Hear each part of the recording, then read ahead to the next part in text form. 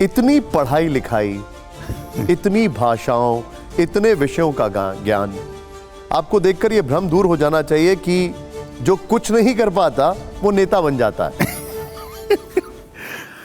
नहीं, दूसरी भी बात है कि इसमें कभी कभी ऐसी परिस्थितियां पैदा हो जाती हैं कि जहां आपको अपनी जान बचाने के लिए भी पढ़ाई करनी पड़ती है। 1986 में के बाद मैं ऐसी ही परिस्थितियों से कई साल तक गुजरा और फिर मेरी समझ में आया कि जिनका मैं मुकाबला करना जिनसे उस वक्त जिनका विरोध था, उनका मुकाबला करने के लिए ये पढ़ाई करना ज़रूरी है।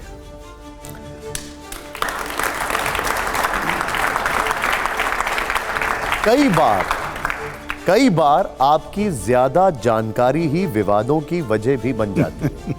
आपके साथ भी बहुत बार ऐसा हुआ? हो सकता है कभी ऐसा भी हुआ हो, लेकिन मेरा ख्याल है हम भारतवासी हैं और हमारे यहाँ ये कहा गया है कि स्वाध्याय ज्ञान की प्राप्ति, ये प्रोसेस कभी रुकना नहीं चाहिए। क्या बात नहीं, और आगे आपको बताता हूँ।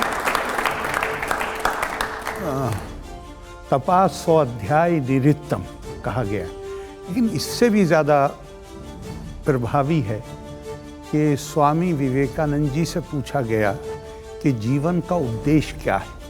सुख प्राप्त करना।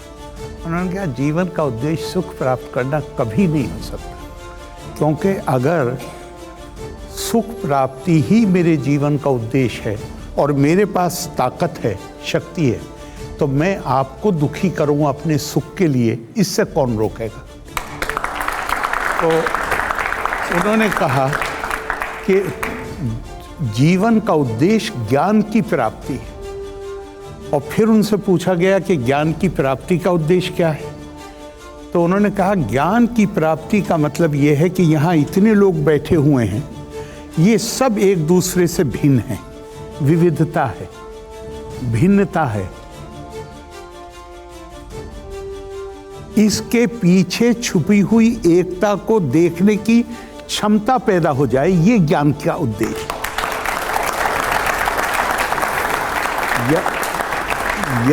यदा भूता पृथक भावा मेकस्थमनु पश्यति तत एवाचा विस्तारम ब्रह्मा संपद्यते तदा।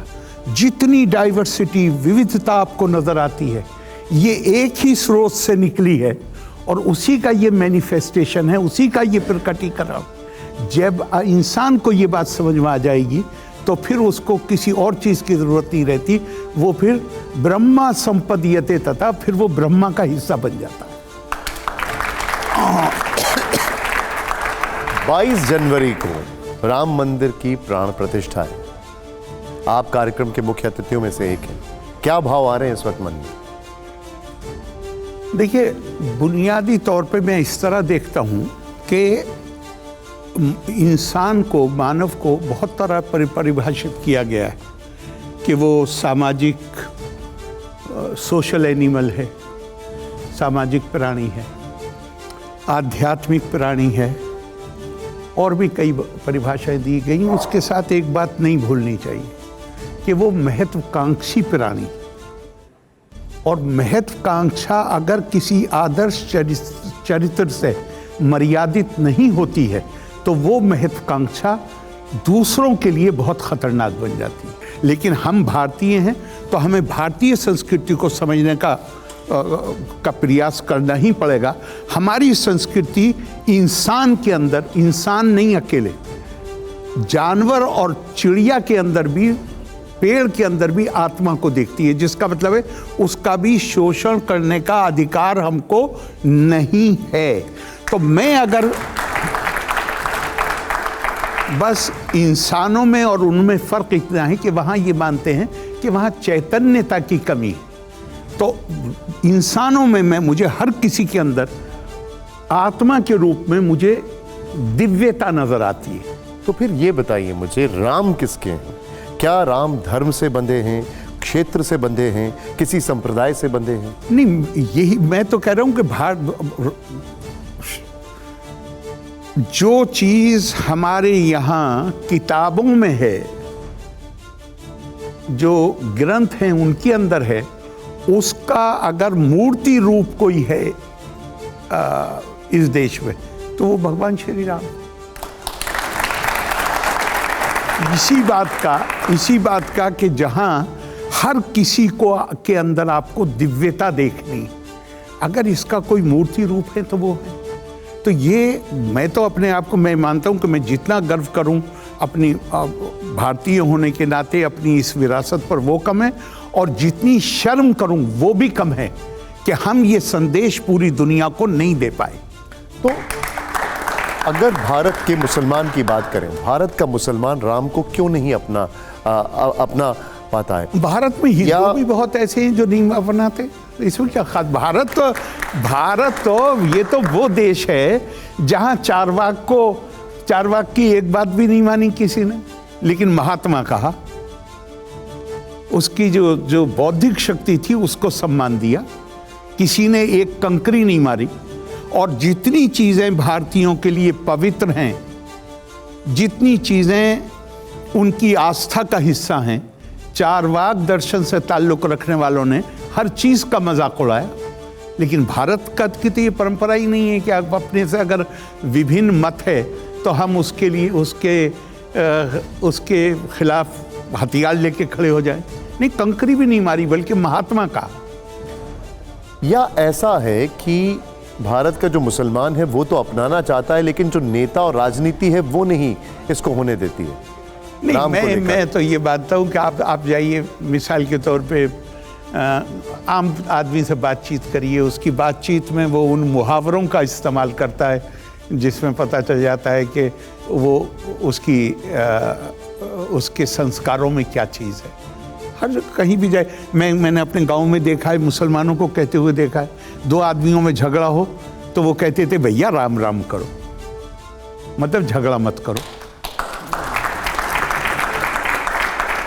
आपके अनुसार मुस्लिम समाज को राम से क्या सीख लेनी चाहिए? मेरा मानना ये है कि वो किसी एक समाज को नहीं, बल्कि आज जब जिस दुनिया में रह रहे हैं, सुबह को अखबार पढ़ के डर लगता है कि क्या हम बचेंगे या नहीं बचेंगे। जिस तरह की धमकियां, जिस तरह का लगता है कि कोई बड़ा युद्ध होगा क्या।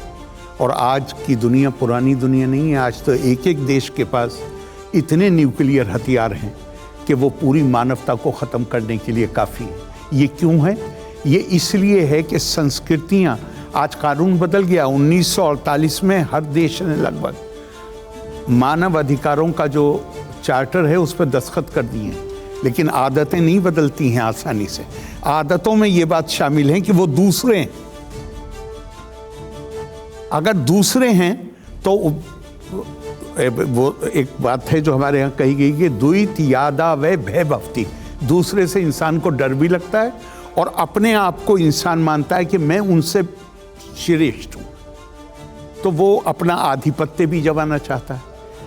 ये जो हम बहुत दफ़ा हम सुनते हैं, आप सुनते हैं कि भारत ज्ञान का केंद्र था तो जाहिर शक्ति भी थी, लेकिन भारत ने कभी किसी के ऊपर हमला नहीं किया। ये इसलिए नहीं कि हम बहुत अच्छे हैं, ये इसलिए कि हमारी संस्कृति इजाज़त नहीं देती कि हम किसी के ऊपर अपना डोमिनेशन एस्टेब्लिश करें। दुनिया में लोकतंत्र आए, उन्होंने महिलाओं को वोटिंग का राइट नहीं दिया। भारत में जब लोकतंत्र आया, उस वक्त भारत में जो साक्षरता थी वो केवल 14% थी, लेकिन भारत ने यूनिवर्सल फ्रेंचाइज के साथ शुरू किया। क्यों किया? हमारे नेता ज़्यादा अच्छे थे, उनके खराब थे? नहीं, यूरोप में साधारणतया 100 साल पहले तक ये माना जाता था कि महिलाओं के अंदर, काले रंग के लोगों के अंदर, जानवरों के अंदर आत्मा नहीं होती, हमें उनके शोषण का अधिकार है। भारतीय, जैसा मैंने पहले आपको कहा कि भारत में हमारे मनीषियों ने, हमारे ऋषियों ने कहा कि नहीं, इन महिला और पुरुष के अंदर नहीं, आत्मा तो जानवर के अंदर भी है, हम उसका भी, आत्मा तो चिड़िया के अंदर भी है, पेड़ के अंदर, हम उसका भी शोषण नहीं कर सकते। तो हर किसी के अपने सांस्कृतिक मूल्य जो हैं वो अलग हैं। लिहाजा हमारे यहाँ चाहे जितनी कुरीतियाँ आई हों, चाहे व्यवहारिक तौर पे जितनी हमने गड़बड़ की हो, लेकिन सैद्धांतिक तौर पे हमारे नेता ये काम कर नहीं सकते थे कि वो महिलाओं को बाहर छोड़ दें, इसलिए हमारे यहाँ यूनिवर्सल फ्रेंचाइज से शुरू हुआ। तो राम, हमारी ये सारे जितने आदर्श हैं, जो हमारे मूल्य हैं, जो हमारी परंपराएं हैं, अगर जो किताबों में लिखी हुई हैं, ग्रंथों में, लेकिन अगर उसका जिसे कहना चाहिए कि उसकी पीड़ती मूर्ति अगर कोई है तो वो भगवान श्री राम का नाम।